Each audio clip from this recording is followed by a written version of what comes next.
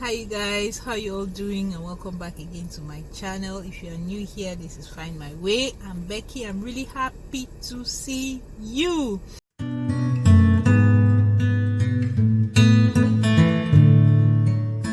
You know, this news that has been going around concerning this Hini Rumoring girl that went to look for a job and then she got killed in the process. She fell into the hands of fraudsters that actually took her life eventually.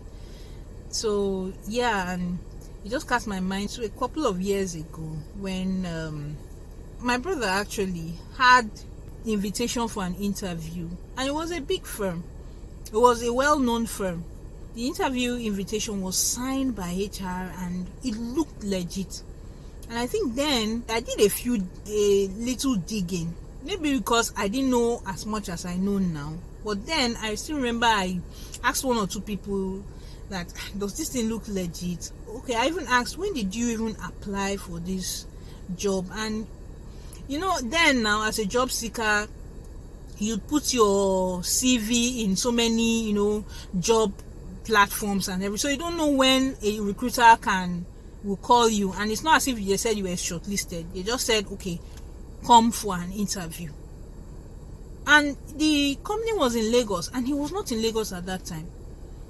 So we checked it and it looked legit. Like I said again, not knowing what we know now, it looked legit. And so he traveled. He actually went to Lagos. I think he went straight to the company's address, and he didn't go to the address that the body of the email that he should go to. So he just went straight to the company and then said he has come for the interview. And they asked him, what interview? He now brought out the letter, and they looked at the letter and said, no, that's there's nobody in the company that's bearing such name. And even the signature, I think the signature was forged. I think they basically just told him that they are not conducting any interviews. There's no interview, that this letter is forged. Yeah, and that was it. So he traveled all the way for nothing, for a scam. I don't know to what intent and purpose. It was just a scam. There was no interview. There was no interview scheduled for that day. Nothing. HR doesn't know anything about it. So I think the saving grace was that he did not call the number before coming. Maybe they would have directed him to somewhere else, or he did not go to the venue that they asked him to go. Since they used a well-known company, it was just pure intuition for him to just go straight to the company and say, okay, let him go and inquire. And so that's what happened. He traveled all the way to Lagos for nothing. It's funny enough that this thing happened almost more than 10 years ago, and it's still happening now, and a lot of people are still falling victim. And you will not blame them, really, because graduates are looking for jobs. There are no jobs, so they are desperate. And if anything looks legit and they say, okay, yes, you have been shortlisted for an interview, why won't you go? Especially as, all these job platforms, you post CVs everywhere, and you get called on, you are shortlisted for an interview, of course you would go. Then it might have been difficult because there was no much social media presence then. I think the only thing we had then was Google. And then even then, you will not even have as much results come up on the search when you are using Google. But now almost every company, even though it's a startup, even though it's not even a real company, must have an online presence. So it's easier to do a background check. And so that's one of the things that you can use to spot an invitation for an interview or a job offer is fake, so that you know right then not to follow up on it.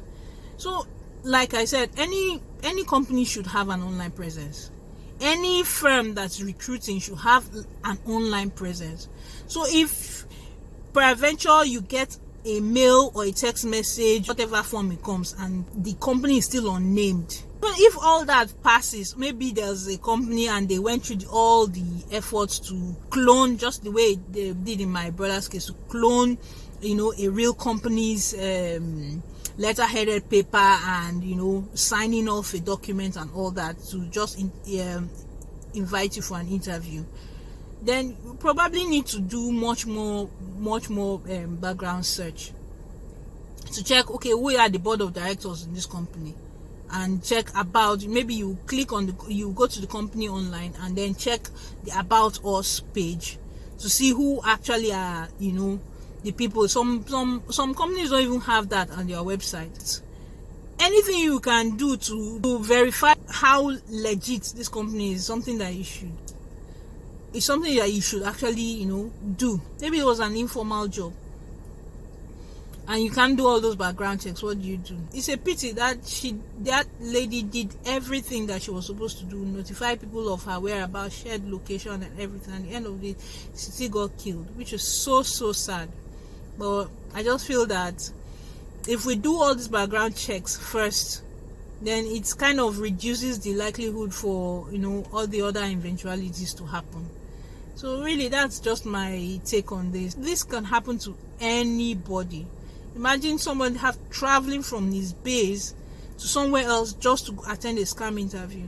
So it can happen to anybody. So everybody needs to just keep their guards up. Job situation is just an easy target because people are looking for jobs. Desperation is already there.